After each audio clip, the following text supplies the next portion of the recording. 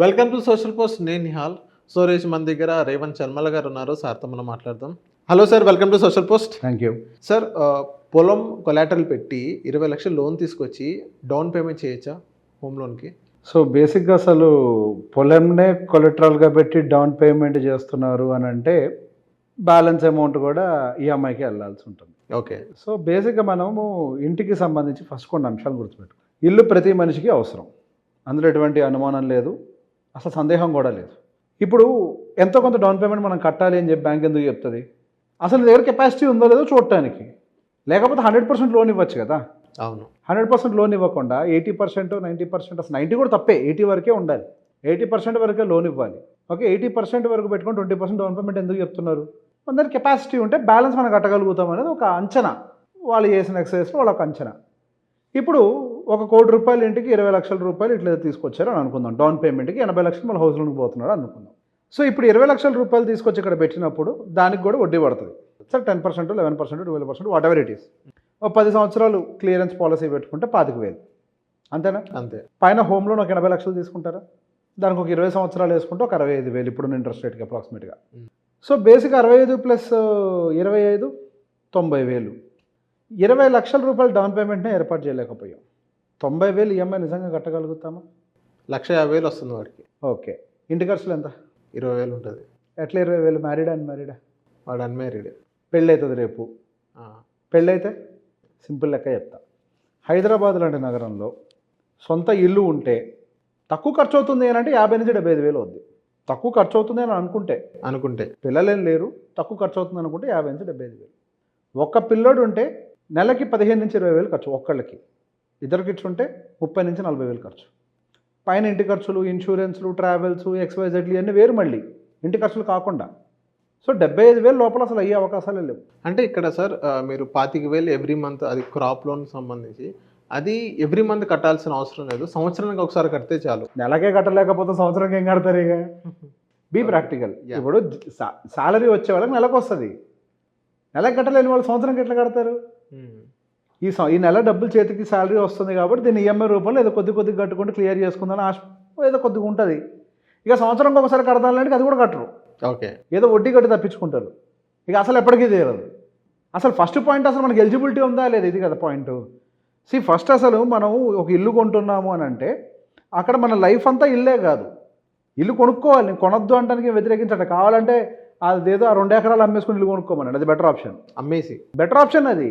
ఇప్పుడు అక్కడ ఖాళీగా పడి ఉంటే ఏమొస్తుంది? 10,000, 12,000 కౌలు డబ్బులు వస్తాయి సంవత్సరానికి. అంతే కదా, అంతమించి ఎక్స్ట్రా వస్తాయా? 20,000 వస్తున్నాయి సంవత్సరానికి. సరే 20,000 వస్తున్నాయి సంవత్సరానికి. దాని బదులు అమ్మేసి ఇక్కడ కొనుక్కుంటే నెలకు 25,000 సేవ్ అవుతాయి కదా. At least you are enjoying it. మరి అదేంటి భూమి అమ్మేయాలంటే, భూమి అమ్మటం పాయింట్ కాదు ఇక్కడ, you are not using it. ఇక్కడ దాన్ని కొలెటరల్గా పెట్టి దాని మీద లోన్ తీసుకొని ఆ లోన్ తీసుకొచ్చి ఇక్కడ మన డబ్బులు పెట్టి మళ్ళీ దానికి ఈఎంఐ కోసం ఇంకొక బ్యాంక్కి వెళ్ళి ఇక్కడ నువ్వు వడ్డీకి తీసుకున్నంత స్పీడ్లో కూడా ల్యాండ్ పెరగదు రేటు. ల్యాండ్ ఎంత 7%, 8% పెరుగుద్ది ఇయర్లీ. జంప్ వచ్చినప్పుడు అని వస్తుందేమో కానీ తర్వాత ఆగిపోద్ది. 10 to 12% లోన్ తీసుకుంటే మళ్ళీ దాని మీద నీ ల్యాండ్ కంటే ఫాస్ట్గా లోన్ పెరుగుతుంది, వడ్డీ పెరుగుతుంది కదా. అవును. అంటే నా క్వశ్చన్ ఏంటంటే సార్, ఇప్పుడు అప్పు తెచ్చి హోమ్ లోన్ తీసుకోవడం తప్పంటారా, లేకపోతే ఎలా అంటారు మీరు? అదే, ఇప్పుడు మనకు అసలు డౌన్ పేమెంట్ కట్టే కెపాసిటీ లేనప్పుడు అసలు తీసుకోకూడదు కదా. అక్కడ నేను అందుకే చెప్తున్నాను, అసలు మనం అక్కడ లోన్ తీసుకునే బదులు దాన్ని క్లియర్ చేసి ఇంకెక్కువ రేట్ వస్తుంది. ఇప్పుడు లోన్ దేని మీద ఇస్తాడు? వాడికి ఏదో వాల్యుయేషన్ రేట్ ఉంటుంది, ఆ వాల్యుయేషన్ రేట్ ప్రకారం ఇస్తాడు. మార్కెట్ రేట్లు అమ్ముకుంటే ఇంకెక్కువ వస్తాయి డబ్బులు. దాని బదులు అది తీసుకొచ్చి ఇక్కడ కట్టుకుంటే సొంత ఇల్లు ఉంటుంది. ప్రాక్టికల్గా మాట్లాడుకుంటే ఒట్టి అగ్రికల్చరల్ ల్యాండ్ ఉంటే ఏముంటుంది? నాకు ఉంది అని చెప్పుకోవడానికి తప్పించి ఇక్కడ మీరు వడ్డీలు ఎక్కువ కడుతున్నారా, కట్టట్లేదా? అదేంటి మరి ల్యాండ్ కదా, ల్యాండ్ ఎక్కువ పెరుగుద్ది కదా, ఒక అపార్ట్మెంట్ కోసం ల్యాండ్ అమ్మేస్తామని అంటే హైదరాబాద్లో అపార్ట్మెంట్ ఎంత పెరుగుద్ది, ఊళ్ళో ల్యాండ్ కూడా అంతే పెరుగుద్ది. ఏదైనా విన్ఫాల్ ప్రాఫిట్ వస్తే తప్ప, అదే ఏదో క్యాపిటల్ అనౌన్స్ అయ్యో పెద్ద మెట్రో రైల్ పడో ఇట్లాంటివి ఏమైనా జరిగితే తప్పించి ఇక్కడ పొలం దగ్గర అంటారు అంతే కదా. మరి బైపాస్లు పడితేనో అవుటర్ రింగ్ రోడ్లు పడితేనో తప్పించి అక్కడ డెవలప్మెంట్ ఏం రాదు. రోడ్ యాక్షన్ అంతే కదా, ఏదైనా జరిగితేనే యాక్టివిటీ. ఇందులో ఏంటంటే వాడి పొలం రోడ్ పక్కనే, రోడ్ ఆనుకునే ఉంది అంటే ఆల్రెడీ పెరిగింది అని, పెరిగిందేనే కదా ఇంకా ఆల్రెడీ. అంతకు మించి ఏం పెరుగుద్ది? అయితే అక్కడ ఊరు డెవలప్ అవ్వాలి. అది ఇంకా పొలంలాగే ఉంది, ఇంకా అది వెంచర్ కాలేదు అని అంటే అక్కడికి ఊరు రావడానికి ఇంకా చాలా సంవత్సరాలు పట్టుద్ది. ఊరికి వాళ్ళకి 5 కిలోమీటర్ తేడా ఉంది కదా. హైదరాబాద్లో 5 కిలోమీటర్లు ఊరు పెరగడానికి చాలా సంవత్సరాలు పట్టుద్ది. ఎక్కడో ఊర్లో 5 కిలోమీటర్లు పెరగడానికి అవును. అది ఇంకా టైం పడుతుంది. సో ప్రాక్టికల్గా అందుకే చెప్పేది, ఇప్పుడు వ్యవసాయ భూమి ఉంచటం ఉంచకపోవటం అనేది మనం చేసే వృత్తి మీద డిపెండ్ అయి ఉంటుంది. మన వృత్తి ఏంటి? ఇప్పుడు మీరు జాబ్ చేస్తున్నారు, మీ ఫ్రెండ్ జాబ్ చేస్తున్నాడు, 1,50,000 జీతం వస్తుంది, ఆయనకి ఇల్లు కావాలి, సింగిల్ అంటున్నాడు, పెళ్ళికి ముందు ఇల్లు ఉంటే బాగుంటుంది అనుకుంటున్నారు. అయితే కొంతకాలం వెయిట్ చేయాలి. ఇప్పుడు పొలం అమ్మాలి అనుకుంటున్నారండి, పొలం అమ్మేసి డౌన్ పేమెంట్ కట్టాలి. ఉత్తమమైన పని ఏంటి? ముందు కొంత డబ్బులు సేవ్ చేసుకోవాలి. ఎందుకు అంత కంగారు పడి ఇప్పుడు వెళ్ళి కొనాలనుకుంటున్నారు? అప్పులన్నీ చేసి మళ్ళీ ఇప్పుడు డౌన్ పేమెంట్లు కూడా లేనంత అప్పు ఎందుకు చేయాలి? ఇప్పుడు ఫర్ ఎగ్జాంపుల్ 90,000 ఈఎంఐ కట్టాల్సి వస్తుంది. ఇక్కడ పొలానికి ఒక 25,000, ఇంటి ఈఎంఐ ఒక 65,000.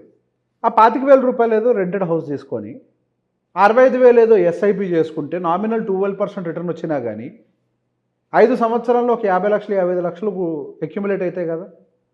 5 సంవత్సరాల్లో వచ్చిన డబ్బులు తీసుకెళ్ళి అప్పుడు డౌన్ పేమెంట్ చేసి కట్టుకోవచ్చు కదా. అవును. సో ఎందుకు అంత వెయిట్ చేయడం, అదేదో ఇప్పుడే చేస్తా నేను అని అనుకుంటే లైఫ్ ఇంకా కంటికి కనిపించట్లేదు మీకు, అంతే. There are so many uncertainties about to come in life. Life is full of uncertainties.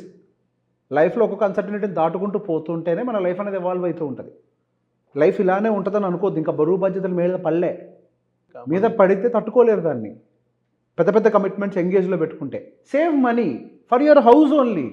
ఎక్కడో చోట సేవ్ చేసుకోవాలి. ఇన్వెస్ట్మెంట్ మాడ్యూల్ అంటారా? ఇన్వెస్ట్మెంట్ మాడ్యూల్లో సేవ్ చేయాలి. ముందు సేవ్ చేసి పక్కకు పెట్టుకొని ఒక అమౌంట్ అయిన తర్వాత ఇది నా హౌస్ రిలేటెడ్ ఫండ్ అని పెట్టుకొని ఆ ఫండ్ని తీసుకెళ్ళి డౌన్ పేమెంట్ కట్టి కొనుక్కోండి. అది మీ పర్సనల్ ఫైనాన్స్ మీద డిపెండ్ అయి ఉంటుంది తర్వాత విషయం, అప్పుడున్న సిచ్యువేషన్స్ని బట్టి. But first have some cash in hand. అప్పులు చేసి డౌన్ పేమెంట్ కూడా చేయకూడదు. ఆ తర్వాత కావాలంటే 50 లక్షల పోండి, బ్యాలెన్స్ ఎంత ఉంటుందో దాన్ని హోమ్ లోన్ తీసుకోండి. అసలు పెళ్ళే కాలేదు, రేపు మీరు అక్కడ సెటిల్ అవుతారో లేదో కూడా తెలియదు. అవును. ఏ ఏరియాలో ఉంటారో తెలుసా? తెలియదు కదా. మ్యారేజ్ అయిన తర్వాత ఇద్దరు ఉద్యోగాలను బట్టి ఎంతమంది అండి ఎప్పుడో ఉప్పల్లో పోయి ఇల్లు కొనుక్కొని డైలీ హైటెక్ సిటీ దాకా ట్రావెల్ చేసేవాళ్ళు ఎంతమంది ఉన్నారు? రాను గంటన్నారా, పోను గంటన్నారా, 2 గంటలు దాదాపుగా 3 గంటల నుంచి 4 గంటలు డైలీ జర్నీయా? కాపురం చేస్తున్నారా లేకపోతే జర్నీ చేస్తున్నారా? క్లారిటీ లేదు కదా ఎక్కడ ఉంటామో. క్లారిటీ వచ్చాక నిర్ణయం తీసుకోవచ్చు కదా. ఆఫ్టర్ మ్యారేజ్ ఉద్యోగాల్ని బట్టి ఎటుంటారో చూసుకొని అక్కడ తగ్గట్లు కొనుక్కోవాలి. ట్రావెల్ ఈజీ అవుతుంది, డబ్బులు మిగులుతాయి.